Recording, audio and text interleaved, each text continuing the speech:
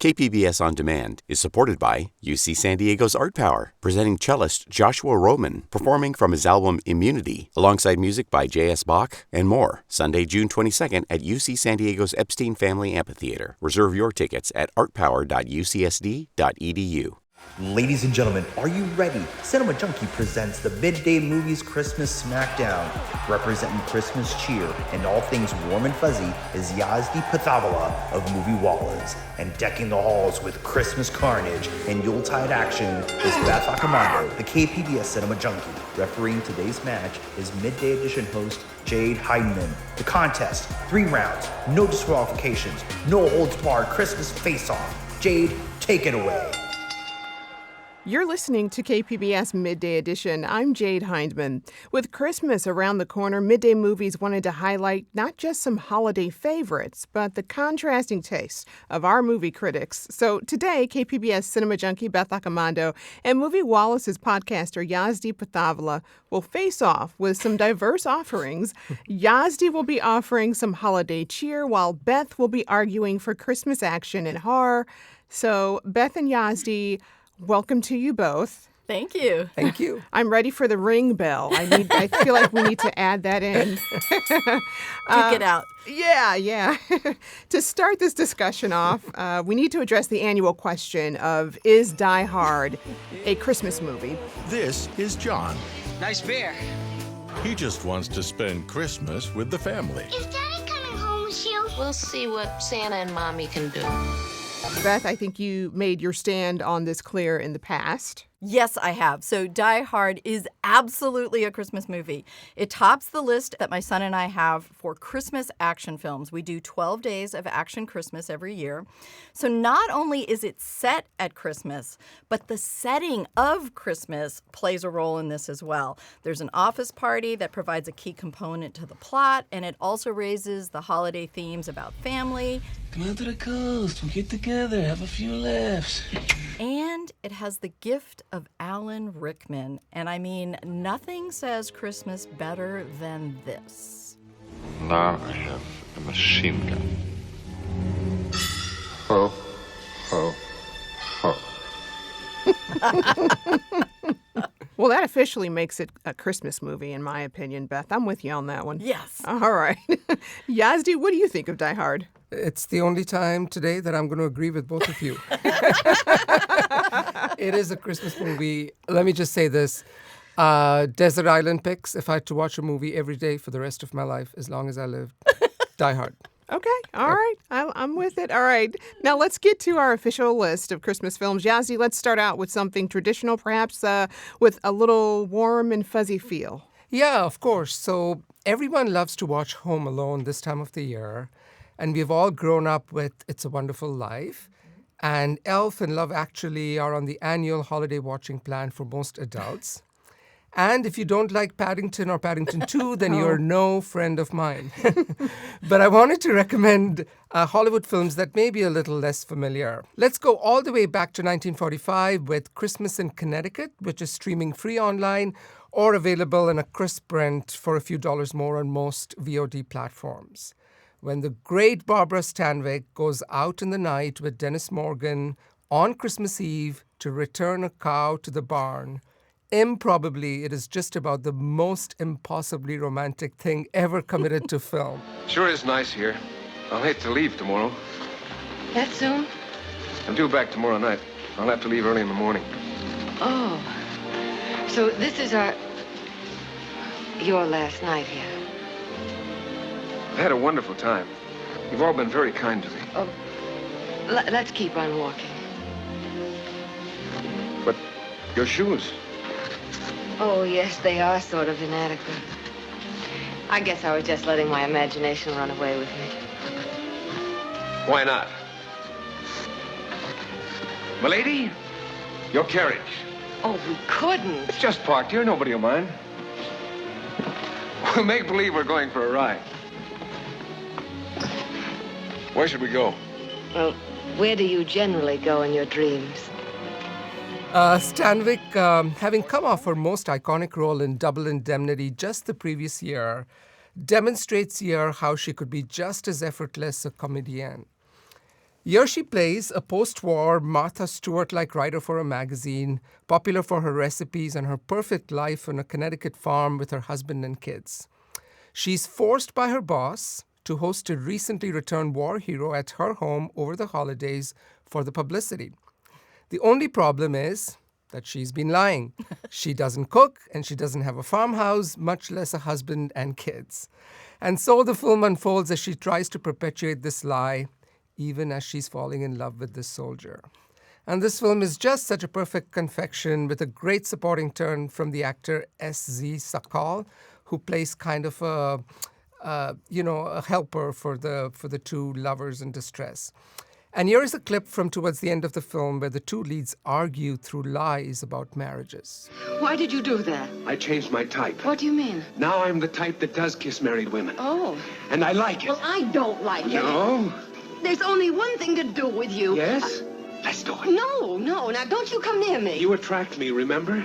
Well, you forget. Oh, no, I don't. You're a married woman, but you don't feel like a married woman, remember? Well, it's not fair. Oh, there are rules to this game, are there? You must teach me. Well, men who are engaged must... Play the game. Yes. Well, let's play. Well, You've stopped talking. That's good. All right. Well, that sounds like a classic, Beth. You know, Yazdi's out of the gate strong. What do you have? Yes, so I want to take each of Yazdi's picks and kind of flip them. So I don't want to sound totally cold-hearted or anything, so I will admit that I do love classics like Christmas in Connecticut, and especially Frank Capra's It's a Wonderful Life, and even Miracle on 34th Street. But I will confess that I have a low tolerance for most recent holiday classics or holiday fare. But like I said, my son and I do have a tradition of watching Christmas action films, and most of these involve Shane Black in some way or other. So my counter-programming to Yazdi's Christmas in Connecticut is The Long Kiss Goodnight. And this was written by Shane Black. It stars Gina Davis and Samuel L. Jackson. And like Barbara Stanwyck, Gina Davis's character has something of a dual personality. She presents as the perfect suburban mom. I could say Martha Stewart here as well. Until her memory is jarred, and we discover that she used to be a lethal agent whose last mission left her with amnesia. So as with Die Hard, Christmas is very present in the decor and the music, and it plays a key part in the plot. Davis's appearance in a Christmas parade causes her life to unravel and the plot to unfurl. And the person who comes to kill Davis's Martha Stewart mom hides behind some Christmas carolers early in the film.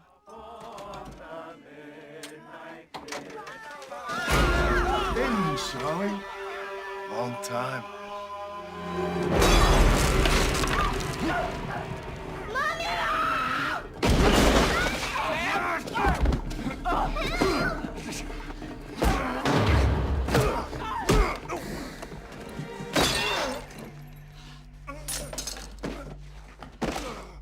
So this is one of the classic Christmas action films on our list. We watch it along with Lethal Weapon and Kiss Kiss Bang Bang. And all of them are from Shane Black. Classic Beth. Yes. I love it. Well, Yazdi, you got something less violent there? I do. So The Holdovers, which is streaming on Amazon Prime, is just from last year and is ready, I think, to be inducted into the perennial list of holiday films.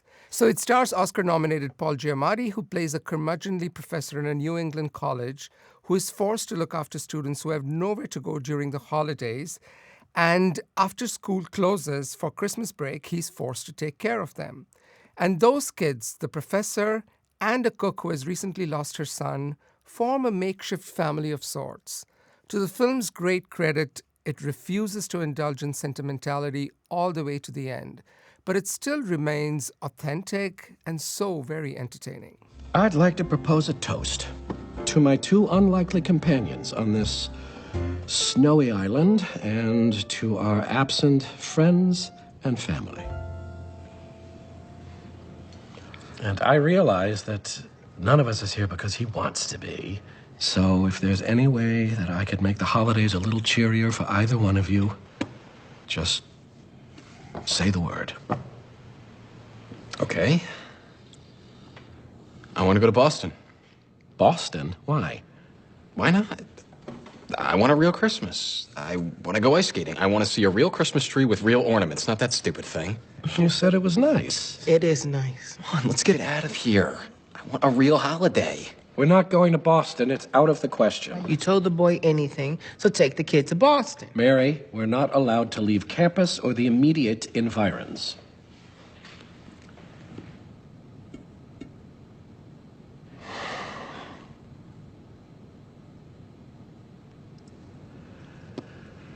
But I suppose we could call it a field trip.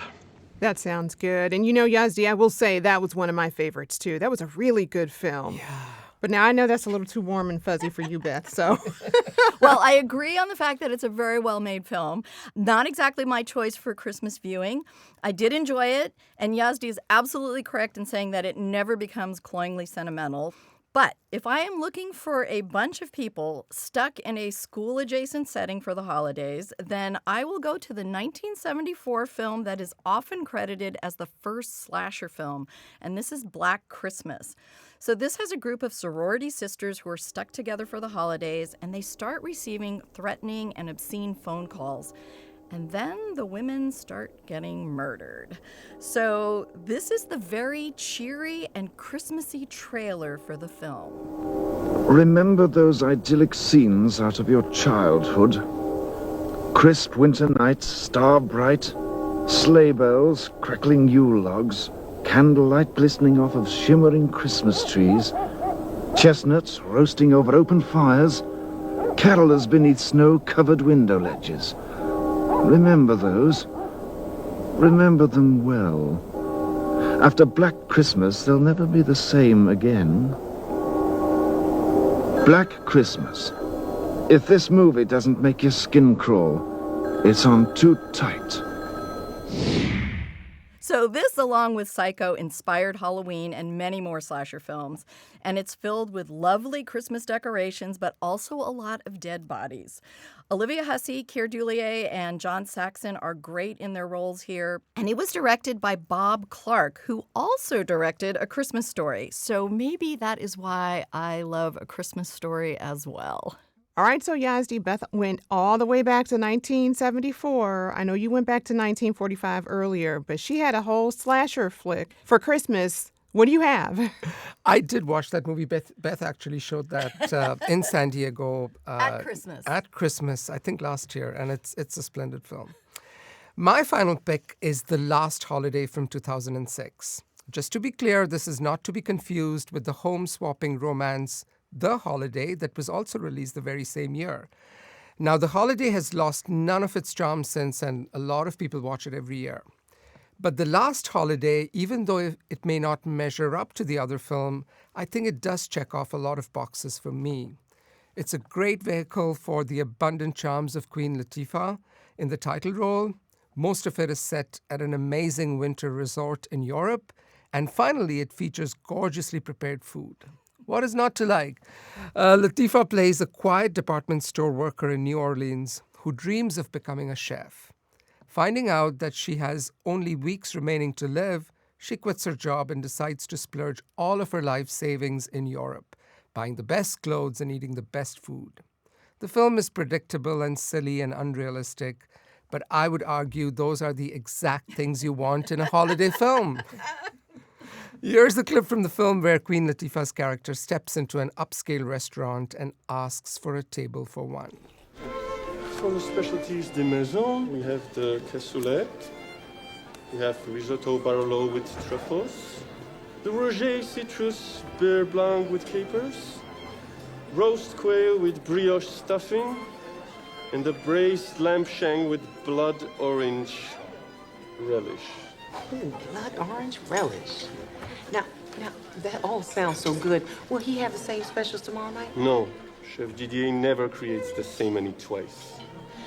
Well, I guess I better try them all tonight then. Oh, that sounds more like my liking. You know, I'm with you on that. But Beth, are you gonna kill the Christmas spirit with this next one? What do you have? Well, maybe. So it all starts out very sweetly with a young boy wanting to prove that Santa exists. Okay.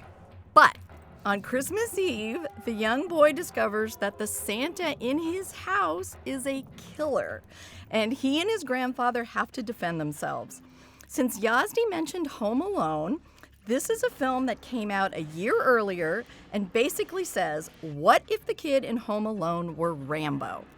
So the threat of violence is real in this film, and the result is the 1989 French horror action Christmas movie known as Deadly Games, but originally titled Dial Code Santa Claus. So the kid proves to be endlessly resourceful, and the film is clever but also tense and violent.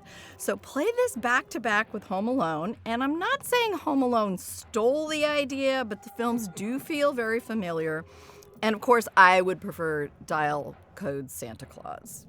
You know, even though you've got all the horror films, and Yazdi, you've got all the fun, lovey-dovey, Christmas spirit, happy films, I will say that, I'm not opposed to watching any of them. We've got a solid list here to check out. And of course, these are the picks from our critics. You can decide which of these films you want to unwrap these holiday seasons. I want to thank our critics, Beth Accomando and Yazdi Pathavla. Thank you so much, you all. Thank you. Thank you. Happy bloody Christmas.